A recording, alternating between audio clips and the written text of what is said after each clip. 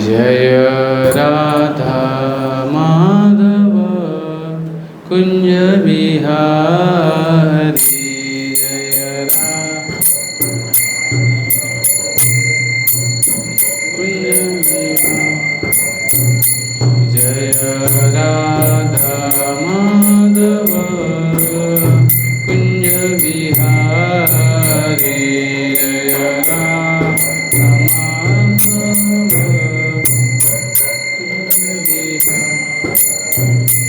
जय गोपी जन वल्लभ गिरिवरधारी जय गोपी जन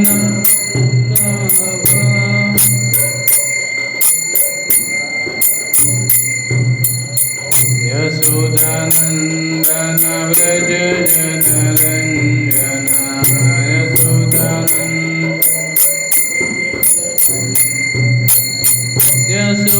यशोदानंदन व्रज जनरंजन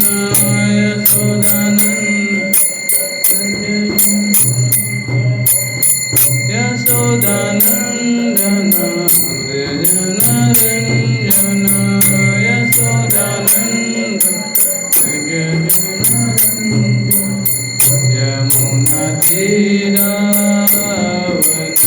तीरावनचारी यमुना तीरावनचारी यमुना तीरावनचारी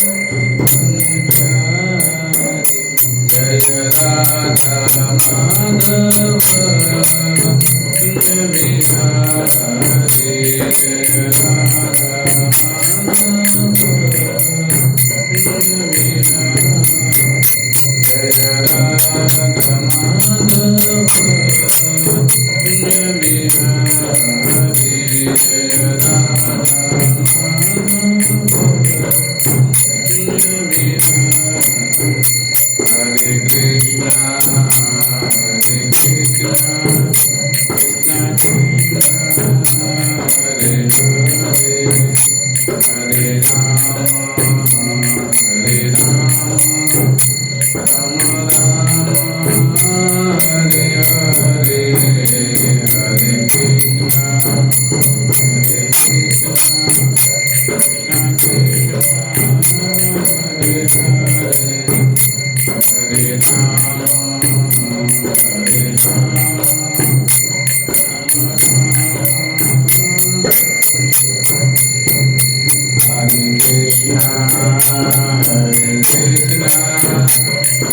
कृष्णा हरे हरे हरे राम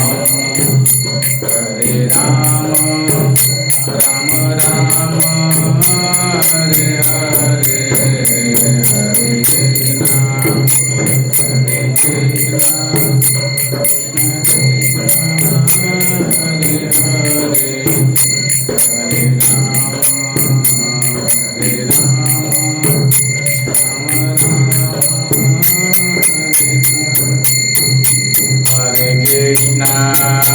हरे कृष्णा कृष्णा कृष्णा हरे हरे हरे राम राम राम हरे हरे हरे कृष्णा कृष्णा कृष्णा हरे हरे हरे कृष्णा कृष्णा कृष्णा हरे हरे हरे राम राम राम हरे हरे हरे कृष्णा कृष्णा कृष्णा हरे हरे हरे राम राम हरे हरे हरे कृष्णा कृष्णा कृष्णा हरे हरे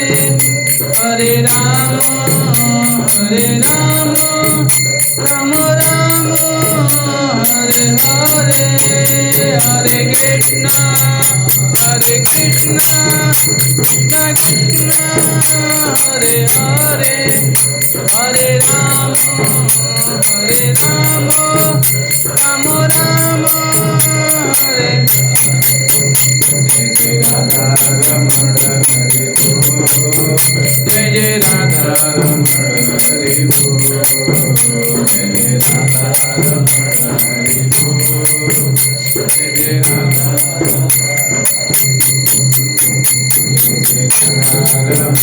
हरि बोल जय जय राधा रमण हरि बोल जय जय राधा हरि बोल जय जय राधा रमण हरि बोल जय जय राधा रमण हरि बोल जय जय राधा रमण हरि बोल जय जय राधा रमण हरि बोल जय जय राधा रमण जय जय राधा रमण हरि बोल जय जय राधा रमण हरि बोल जय जय राधा रमण हरि बोल जय जय राधा रमण हरे कृष्ण हरे कृष्ण कृष्ण हरे हरे हरे राम राम हरे हरे हरे कृष्ण कृष्ण कृष्ण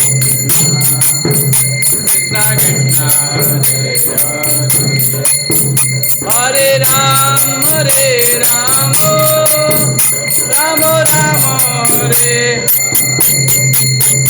जय हो राधा श्याम सुंदर राधा श्याम सुंदर राधा श्याम सुंदर श्री राधे जय हो राधा श्याम सुंदर राधा श्याम राधा श्याम सुंदर श्री जय हो राधा माधव राधा माधव श्री राधे जय हो राधा माधव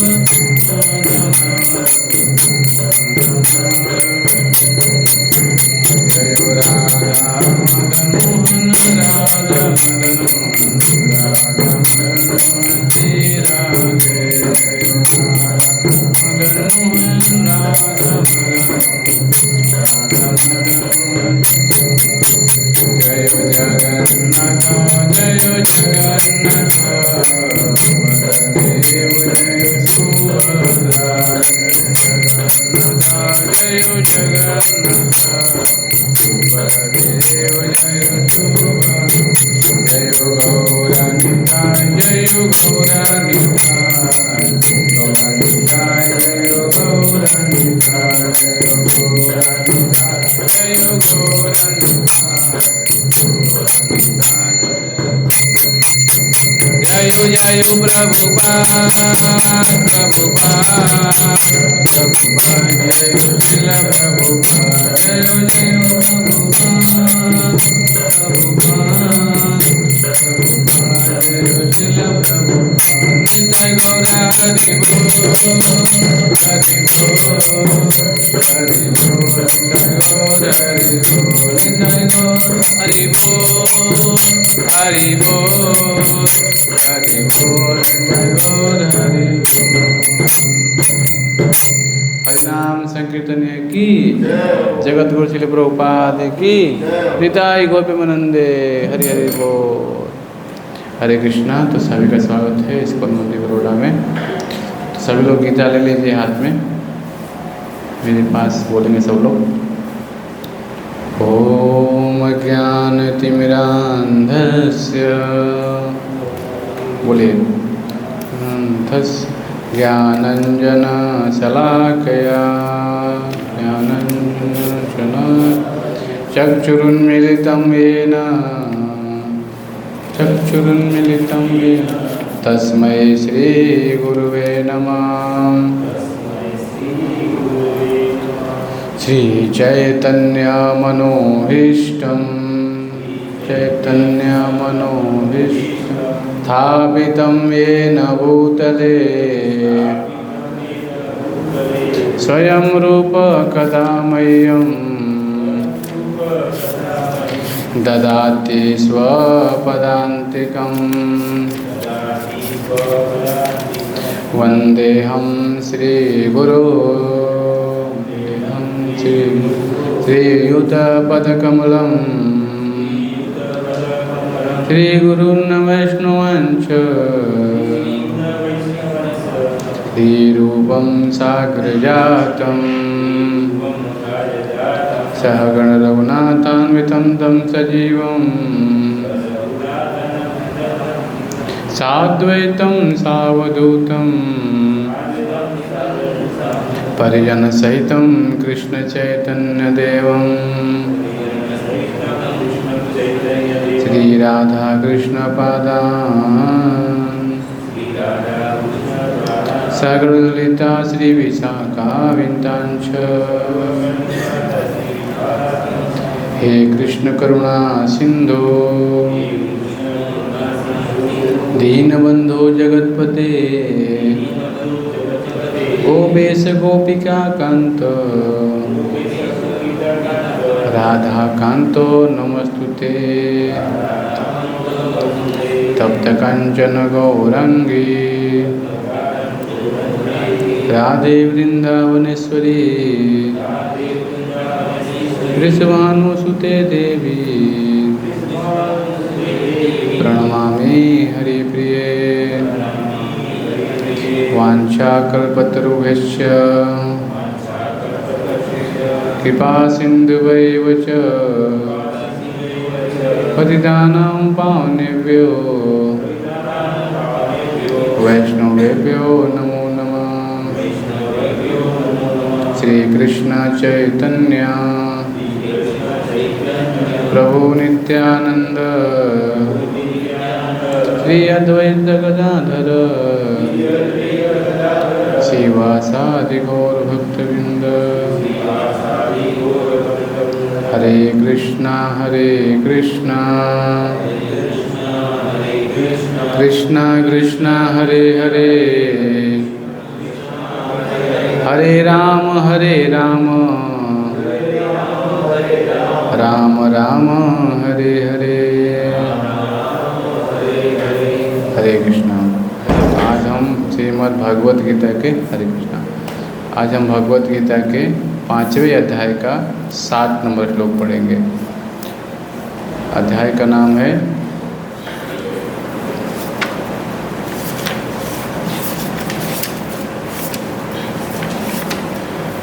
कर्मयोग कृष्ण भावना भावित कर्म। बोलिए योग युक्त विशुद्ध आत्मा विजित आत्मा जितेंद्रिय सर्वभूत आत्मभूत आत्मा कुर्वन्नपि न लिप्यते। बोलिए योग युक्तो विशुद्धात्मा विजित आत्मा जितेंद्रिय सर्वभूतात्मभूतात्मा कुर्वन्नपि न लिप्यते। योग युक्तो विशुद्धात्मा विजितात्मा जितेंद्रिय सर्वभूतात्मभूतात्मा कुर्वन्नपि न लिप्यते। आप में से कोई पढ़ेगा? पढ़िए। योग युक्तो विशुद्धात्मा विजितात्मा जितेंद्रिय सर्वभूतात्मभूतात्मा कुर्वन्नपि न लिप्यते। और पढ़िए। हाँ पढ़िए। योग युक्तो विशुद्धात्मा विजितात्मा जितेंद्रिय सर्वभूतात्मभूतात्मा कुर्वन्नपि न लिप्यते। आशीष को पढ़िए। योग युक्तो विशुद्धात्मा विजितात्मा जितेंद्रिय विजितात्मा कुर्वन्नपि न लिप्यते।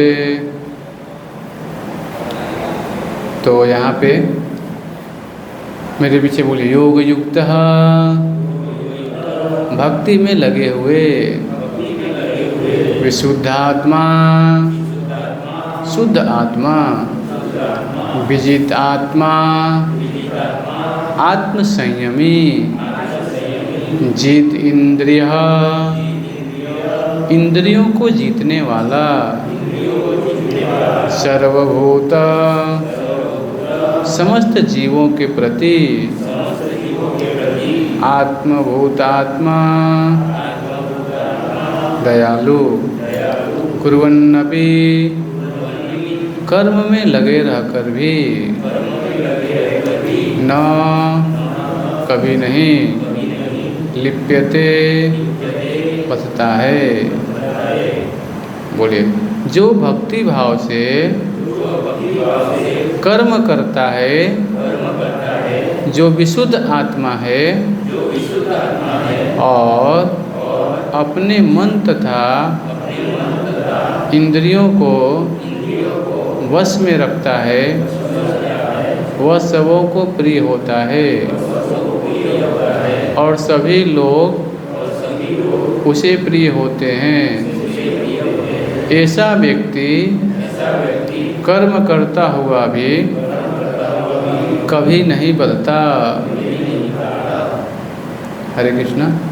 तो थोड़ा फैन को थोड़ा स्लो कर दो, बहुत ज़रा थोड़ा।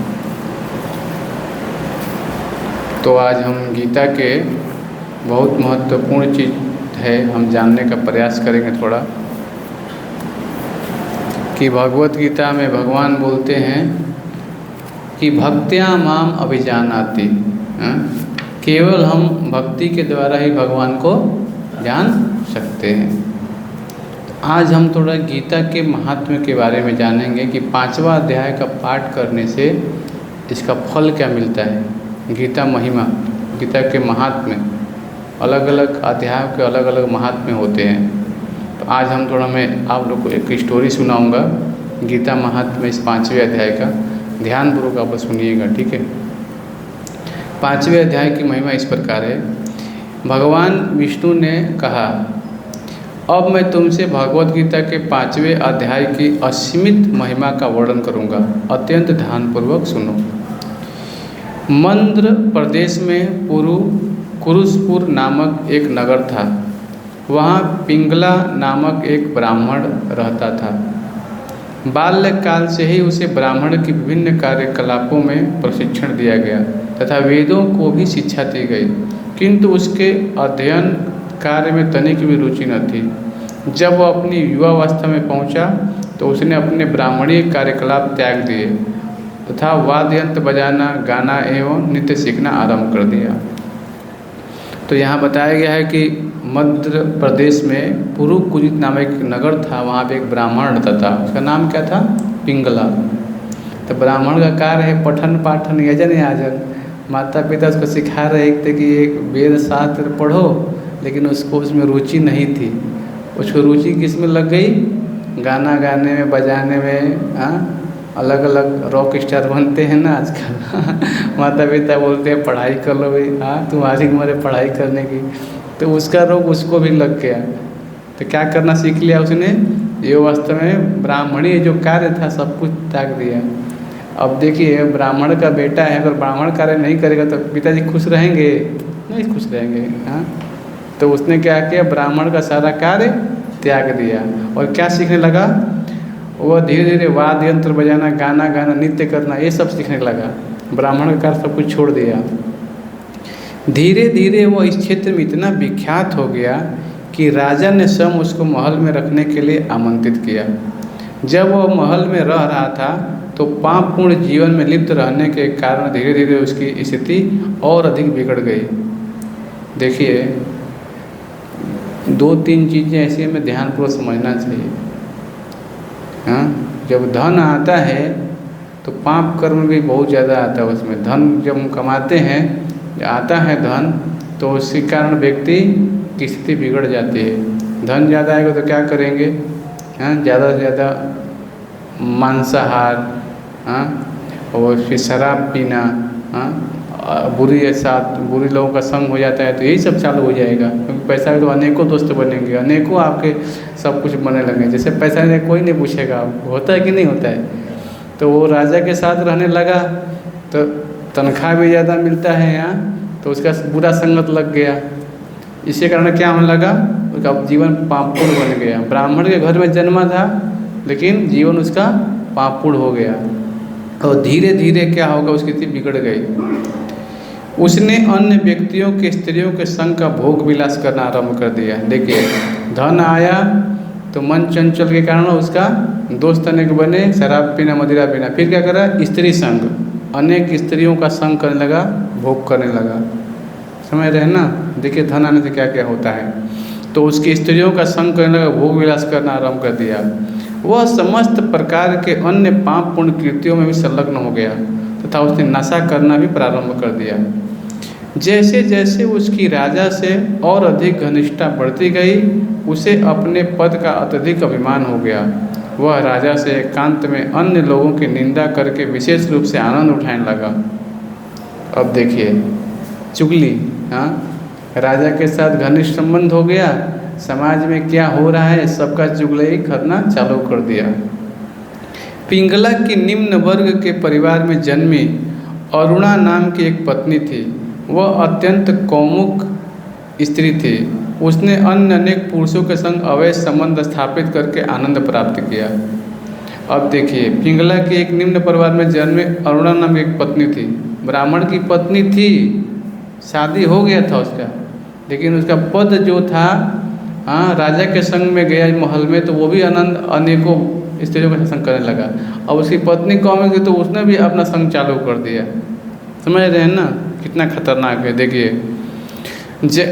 अवैध संबंध करके आनंद प्राप्त करने लगी। जैसे ही उसके पति को उसके कुकृत्यों के विषय में पता चल गया तो उसने अपने पति की हत्या करने का निर्णय ले लिया। तो जैसे ही उसके कुकृत्य मालूम चल गया कि मेरी पत्नी ऐसी है, तो ब्राह्मण की जो ब्राह्मण था, हाँ, पिंगला, उसने अपनी जो उसकी पत्नी थी तो पत्नी को क्या क्या किया, हत्या करने का निर्णय ले लिया। सोचिए एक दिन रात्रि के दूसरे पहर में उसने अपने पति का सिर धड़ से अलग कर दिया और उसके मृत शरीर को एक बगीचे में दफन कर दिया। अपनी मृत्यु के पश्चात पिंगला गहन नारकी क्षेत्रों में गिर गया।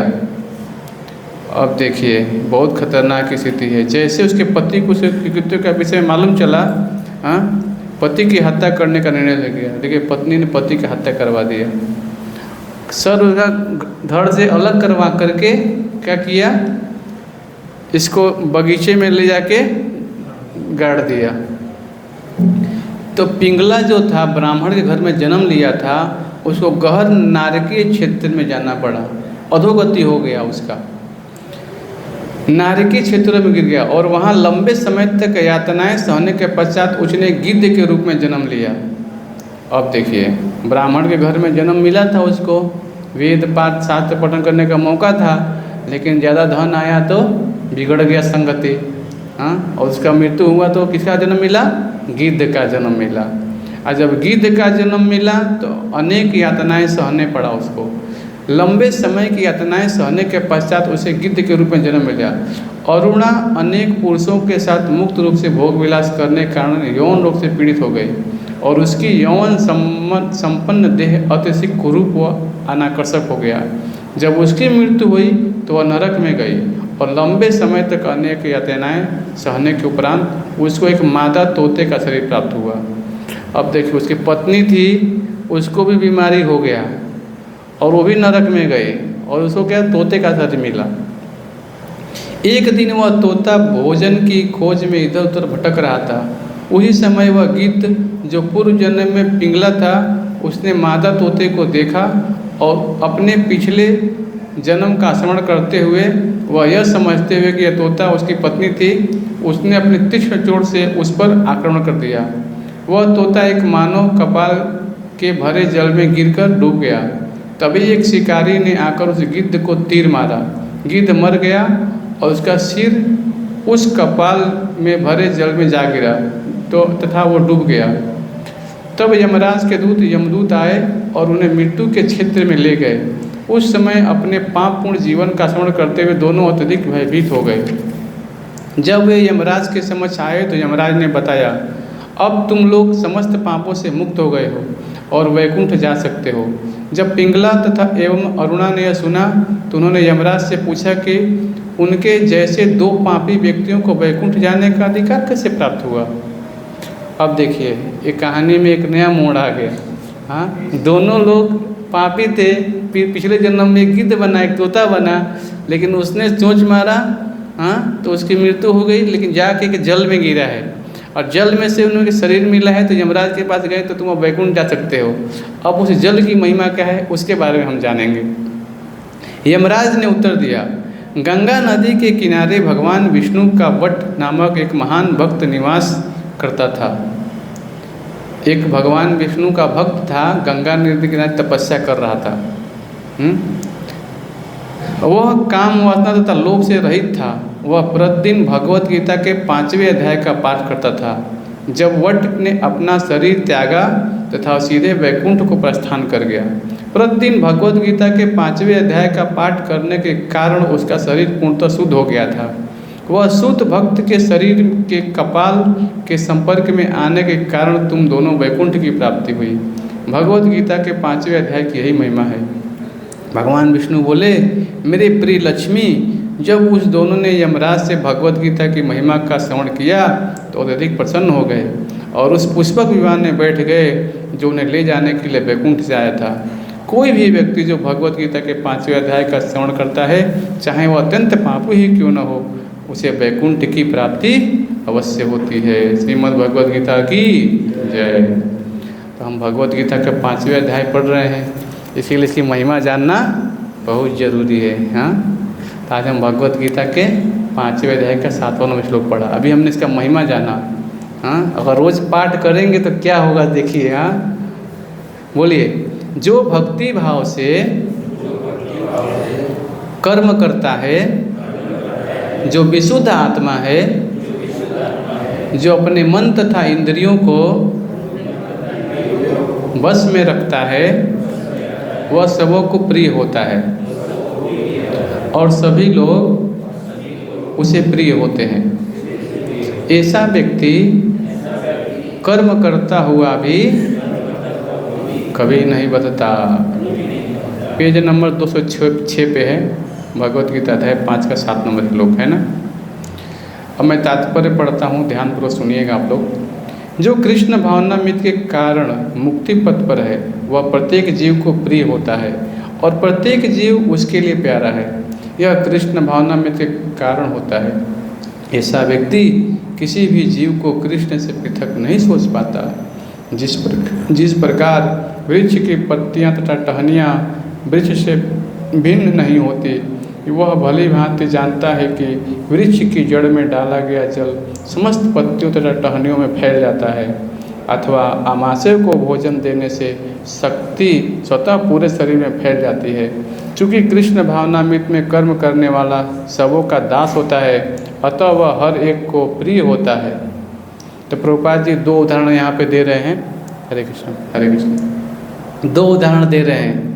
एक तो यहाँ बताया गया है कि कृष्ण भावनामृत में कोई व्यक्ति है, गीता ले लो गीता। तो यहाँ बताया गया है कि ऐसा व्यक्ति, हाँ, जो जानता है कि वृक्ष की जो अलग अलग टहनियाँ हैं, पत्तियाँ हैं, सब वृक्ष से जुड़ी हुई हैं, हाँ, और केवल जल में पानी डालने से क्या हो रहा है, वृक्ष को हरा भरा हो रहा है। और एक प्रभुपाद जी उदाहरण दे रहे हैं कि आमाशय को भोजन देने से क्या होता है, शक्ति शरीर में पूरे फैल जाता है।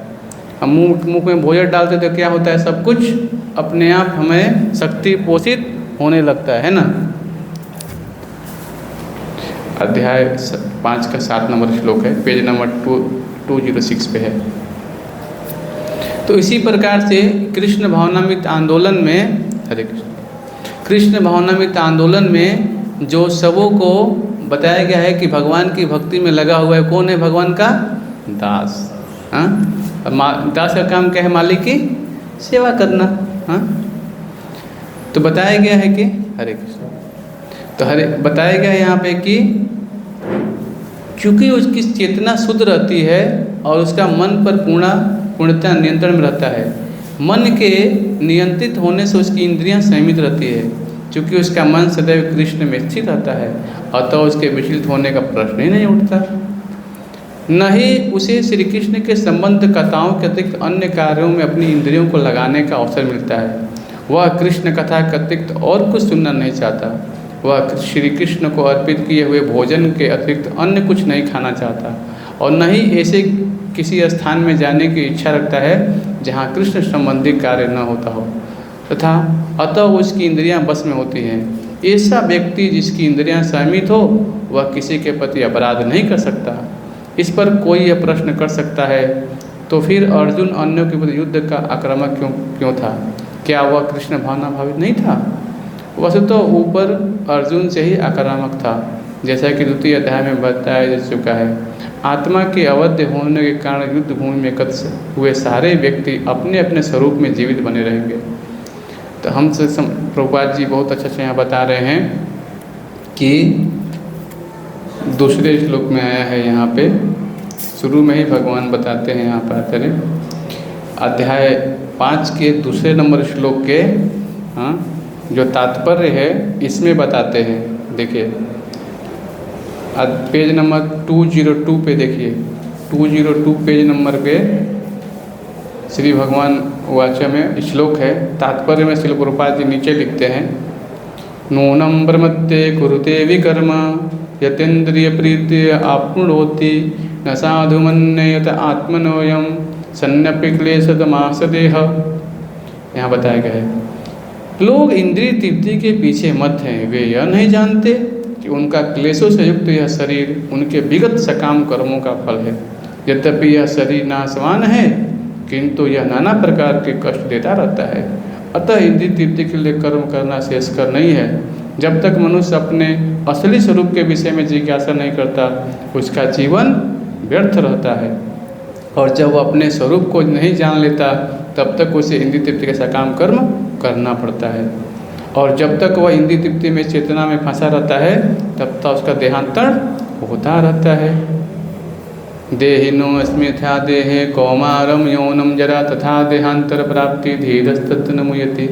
हाँ, तो देखते हैं कि साइकिल क्या हो रहा है, चलता ही रहेगा। हाँ, लेकिन यहाँ पे बहुत अच्छे से बता रहे हैं कि नीचे के श्लोक में पढ़ेंगे 8 और 9 नंबर दोनों श्लोक साथ में पढ़ेंगे। नैवं किंचित् करोतिमिति बोले युक्तो मन्यते तत्त्ववित् पश्यन् शृण्वन् स्पर्शन् जिघ्नं शग्नं गच्छन्तु सोपश्वचम् प्रलपस्मिन् शृङ्गन् गृहन् अस्मिन् निमेषनन्नपि इन्द्रियाणि इन्द्रियार्थेषु वर्ततम इति धारयन्। बोलिए, दिव्य भावना मित युक्त पुरुष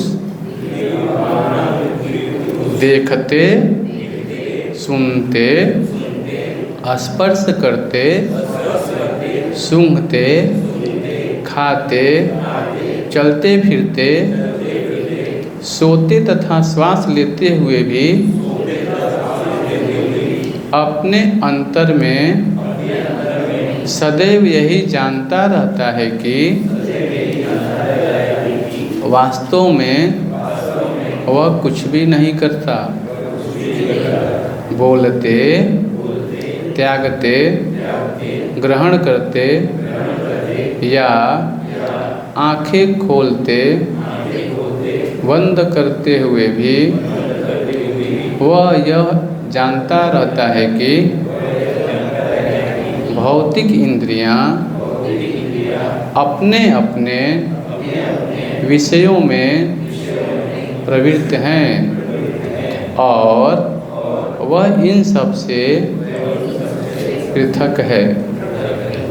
तो ये कृष्ण भावनामृत का जो ज्ञान है ये हमें होना चाहिए। हाँ, चूँकि तात्पर्य पढ़ रहा हूँ, ध्यानपूर्वक सुनिएगा आप लोग। चूँकि कृष्ण भावना भावित व्यक्ति का जीवन शुद्ध होता है, फलतः उसे निकट तथा दूरस्थ 5 कारणों कर्ता, कर्म, अधिष्ठान, प्रयास तथा भाग्य पर निर्भर किसी कार्य से कुछ लेना देना नहीं रहता। इसका कारण यही है कि वह श्री भगवान की दिव्य सेवा में लगा रहता है। देखिए, कोई भी काम करने के लिए 5 अधिष्ठान हैं और 5 अधिष्ठान के अलग अलग देवता भी हैं जो कार्य हमें करवाते हैं। 5 जब मिलते हैं तब वो कार्य सफल होता है। आप लोग भी कई काम लेते होंगे कि मेरा ये काम सफल हो जाए, लेकिन कभी कभी वो काम सफल नहीं होता है। हाँ, इसका यहाँ पे बताया गया कर्ता, कर्म, अधिष्ठान, प्रयास और भाग्य, ये 5 चीज़ें जब पूर्ण मात्रा में एक साथ होती है तब वो कार्य जाके सफल होता है। कोई घर ही बनाना है, हाँ, आपने क्या किया, कर्म कर दिया, ईंट ला के रख दिया, सब कुछ ला के रख दिया, हाँ, कब कर दिया। अब अधिष्ठान कराना पड़ता है, पूजा कराना पड़ता है, हाँ, भूमि पूजन होता है, हाँ, अधिष्ठान के देवता होते हैं, प्रयास करते हैं। लेकिन अगर भाग्य में मान लीजिए कि आपके वहाँ पे कुछ मुकदमा लग गया, हाँ, ये ज़मीन का कोई होता है, कुछ अलग अलग होते हैं, हमारी ज़मीन थी, आपने कैसे, ये होता है, तो क्या होता है, लड़ाई हो जाती है, फिर वो बनने नहीं देते हैं। ऐसा होता है कि नहीं होता है? हाँ, तो हम देखते हैं कि पूर्व जन्म के क्या थे, कुछ अभी हमने पढ़ा ना स्टोरी, पिंगला नामक जो ब्राह्मण था, पढ़ा ना, क्या किया उसने, उसका गिद्ध का शरीर मिल गया था, हाँ, लेकिन उसकी पत्नी का जब वो अनेक संख्या तो क्या मिला उसको, तोते का शरीर मिला। लेकिन पूर्व जन्म में स्मृति थी उसकी, फिर उसने चोंच मारा पत्नी को, तो क्या होगा, मर गई वो, फिर तो क्या होगा, गिरे ऐसे। लेकिन अच्छा है कि वो 5वें अध्याय का वो गंगा नदी के किनारे वो ब्राह्मण क्या कर रहा था, पाठ कर रहा था, और पाठ कर रहा था तो दोनों उस जल में गिरे, गंगा नदी के किनारे। तो गिरे जब मर करके उस जल में, तो उनको क्या हुआ, वैकुंठ में जाने के लिए योग्यता प्राप्त हो गई। उनका पूर्व जन्म के नरकी जीवन में थे वो लोग, लेकिन वही दोनों प्रश्न किए। हाँ, प्रश्न क्या किए, यमराज से पूछ रहे हैं, क्या पूछ रहे हैं, देखिए, यमराज ने उत्तर दिया, गंगा नदी के किनारे भगवान विष्णु के वट के नामक एक महान भक्त निवास करता था। वह काम वासना तथा लोभ से रहित था। वह प्रतिदिन भगवत गीता के 5वें अध्याय का पाठ करता था। हाँ, जब वह वट ने अपना शरीर त्यागा तो सीधे वैकुंठ में प्रस्थान किया। प्रतिदिन भगवत गीता के 5वें अध्याय का पाठ करने के कारण उसका शरीर पूर्णतः शुद्ध हो गया था। उस शुद्ध भक्त के शरीर के कपाल के संपर्क में आने के कारण तुम सदा दोनों वैकुंठ की प्राप्ति हुई। भगवत गीता 5वें अध्याय का यही महिमा है। तो हम देखते हैं कि दोनों पूछ रहे थे, पिंगला और अरुणा यमराज से पूछ रहे थे कि हम लोग तो बहुत पापी हैं, हम लोग कैसे भगवान के धाम में जाने का मौका मिला। तो बोला, तुम्हारा कोई योग्यता नहीं है, उस ब्राह्मण की योग्यता है, जहाँ तुम्हारी मृत्यु हुई है ना, उस ब्राह्मण के संपर्क में आने से क्या हुआ, तुम्हारे शुद्धिकरण हो गया। तो ये जो भाग्य है, आप देखिए कई लोग प्रयास कर देते हैं, मेहनत करते रहते हैं, हाँ, खाना खाने के लिए। हम देखते हैं कई सारे लोग मंदिर में आते हैं, चाहे कुछ भी होता है बड़े बड़े, तो हम देखते हैं कि अधिष्ठान होता है, कुछ भी होता है, तो भगवान की कृपा से उनको कार्य सफल भी हो जाता है, ज़्यादा प्रयास भी नहीं करना पड़ता है। कई सी चीज़ें हैं। हाँ, तो हमें समझना पड़ेगा कि हमारे पूर्व जन्म में हमारे कुछ संस्कार हैं, जो अच्छे कर्म किए हैं, तभी तो हम भक्ति में आ पाए, नहीं तो कहीं और कुछ कार्य करते होते, है कि नहीं। तो सबसे बड़ी बात है कि हमें जीवन निर्वाह के लिए जितना हो सकता है हमें मिल रहा है, भगवान की कृपा से संतुष्ट रहना चाहिए। हमें ज़्यादा प्रयास करेंगे तो क्या होगा, प्रकृति क्रियमाणानि गुणे कर्माणि सर्वशः अहंकार विमूढ़ात्मा करता हमिति मनते। वो सोचता है अहंकार में कि मैं करता हूँ, मैं करता हूँ। भगवान बोलते हैं क्या, प्रकृति क्रियमाणी, प्रकृति के जो गुण हैं वो हमें क्या कर रहे हैं, नचा रहे हैं, सतोगुण, रजोगुण और तमोगुण। हाँ, तो यही यहाँ पे बताया गया है। देखिए, यद्यपि ऐसा प्रतीत होता है कि वह अपने शरीर तथा इंद्रियों से कर्म कर रहा है, किंतु वह अपनी वास्तविक स्थिति के प्रति सचेत रहता है, जो आध्यात्मिक व्यस्तता है। भौतिक चेतना में इंद्रियां इंद्रिय तृप्ति में लगी रहती हैं, किंतु कृष्ण भावनामृत में श्री कृष्ण की इंद्रियों को तुष्टि में लगी रहती हैं। अतः कृष्ण भावना भावित व्यक्ति सदा मुक्त रहता है, भले ही वो ऊपर से भौतिक कार्यों में लगा हुआ दिखाई पड़े।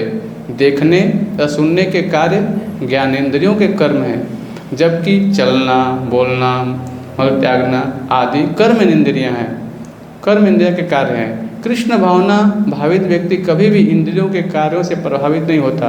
वह भगवत सेवा के अतिरिक्त और कोई दूसरा कार्य नहीं कर सकता, क्योंकि उसे ज्ञात है कि श्री भगवान का शाश्वत दास है। तो हम देखते हैं कि कई बार लोग भक्तों को और कर्मी को सबको साथ में जोड़ लेते हैं। ऐसा करना अपराध है। भगवान नाम के प्रचार में संपूर्ण जीवन समर्पित करने वाले भक्तों की निंदा करना, हाँ, तो ये हमें समझना पड़ेगा कि हमें क्या करना चाहिए। जो भगवान के सेवा में लगा हुआ है उसकी निंदा नहीं करनी चाहिए। आगे श्लोक पढ़ेंगे 10 नंबर। बोलिए। ब्रह्मणाधाय कर्माणि संगत्यक्त्वा करोति यः लिप्यते न स पापेन पद्मपत्रमिवाम्बसा। बोलिए। जो व्यक्ति कर्म फलों को परमेश्वर को समर्पित करके आसक्ति रहित होकर अपना कर्म करता है, वह पाप कर्मों से उसी प्रकार अप्रभावित रहता है जिस प्रकार कमल पत्र जल से अस्पृश्य रहता है। तात्पर्य, यहाँ पर ब्राह्मणी का अर्थ है कृष्ण भावनामृत में है। यह भौतिक जगत प्रकृति के 3 गुणों की समग्र अभिव्यक्ति है, जिसे प्रधान की संज्ञा दी गई है। वेदांत मत सर्वहोत्रम ब्रह्म, मांडुक्य उपनिषद 2। तस्मात् एव ब्रह्मम नाम रूपम अन्नम च जायते, मुंडक उपनिषद 1-2-10। तब भगवद गीता 14.3 में भगवान बोलते हैं, मे मम योनिमहित ब्रह्म से प्रकट है कि जगत की प्रत्येक वस्तु ब्रह्म की अभिव्यक्ति है, और यद्यपि कार्य भिन्न भिन्न रूप में प्रकट होते हैं, किंतु तो भी वे कारण से अभिन्न है। ईशोपनिषद में कहा गया है कि सारी वस्तुएं परब्रह्म श्री कृष्ण से संबंधित हैं, अतः वे केवल उन्हीं की हैं। जो यह भली भांति जानता है कि प्रत्येक वस्तु श्री कृष्ण की है और वही प्रत्येक वस्तु के स्वामी हैं, अतः प्रत्येक वस्तु श्री भगवान की सेवा में नियोजित है, उसे स्वभावतः शुभ और अशुभ फलों से कोई प्रयोजन नहीं रहता। यहाँ तक कि विशेष प्रकार का कर्म संपन्न करने के लिए श्री भगवान द्वारा प्रदत्त मनुष्य का शरीर भी कृष्ण भावनामृत में संलग्न किया जा सकता है, तब वह पाप कर्मों के कलमश से वैसे ही परे रहता है जैसे कमल पत्र जल से रहकर भी भीगता नहीं। कमल का पुष्प की सभी लोग तो देखे होंगे, कहाँ होता है कमल का पुष्प? हाँ, अब देखिए रहता तो है वो तालाब में कीचड़ में, लेकिन वो क्या उससे अब प्रभावित होता है क्या? देखिए भगवान की क्या महिमा, वो रहता है लेकिन उससे प्रभावित नहीं होता है। अच्छा, कमल के फूल पे मान लीजिए बारिश होता है तो पानी कभी कभी ठहर जाता है, पानी कितना देर ठहर पाएगा बताइए उस पर? कब तक ठहर पाएगा पानी? जो ही हवा चलेगा क्या होगा? पानी गिर जाता है। 2 चीज़ यहाँ पे उदाहरण दिया गया है। एक तो बताया गया है कि कमल पत्र पे जल रहकर भी भीगता नहीं है, हाँ, और दूसरा एक उदाहरण आता है वैष्णव संघ में, कमल जल जल जीवन टलमल भजहूँ हरिपद नीति रे, हाँ, भजहूँ रे मन श्री नंद नंदन अभय चरणारविंद रे। हे मन, तुम तो अनेक जन्मों में तुम्हारा मैंने बात माना और अनेक प्रकार का मैंने कर्म किया, इस समय केवल तुम नंद नंदन कृष्ण का भजन करो। मन को ऐसा बोलना चाहिए, लेकिन मन कहता है नहीं अभी और कार्य बाकी है मेरा। तो कमल जल जल जीवन टलमल भजहूँ हरिपद नीति रे, मन को बोलना चाहिए देखो ये हमारा जीवन है, हाँ, कमल पे जैसे जल है वैसा ही है, जैसे हवा आएगा जल गिर जाएगा, वैसे ही शरीर में जब तक आत्मा है तब तक गाड़ी चल रही है, आत्मा निकल जाने के बाद क्या होगा? शरीर तो वहीं का रहेगा, है कि नहीं? तो जैसे वो कमल का फूल का उदाहरण दिया गया है, वैसे हमारे शरीर में आत्मा है, हाँ। तो भजहूँ हरिपद नीति, जब तक हमारा मनुष्य जीवन है हम भगवान को जान सकते हैं, हाँ।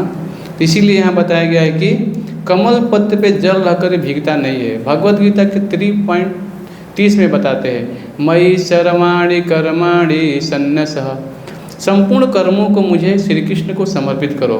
तात्पर्य यह है कि कृष्ण भावनामित विहीन पुरुष शरीर एवं इंद्रियों को अपना स्वरूप समझकर कर्म करता है, किंतु कृष्ण भावना भावित व्यक्ति यह समझकर कर्म करता है कि यह देह श्री कृष्ण की संपत्ति है, अतः इसे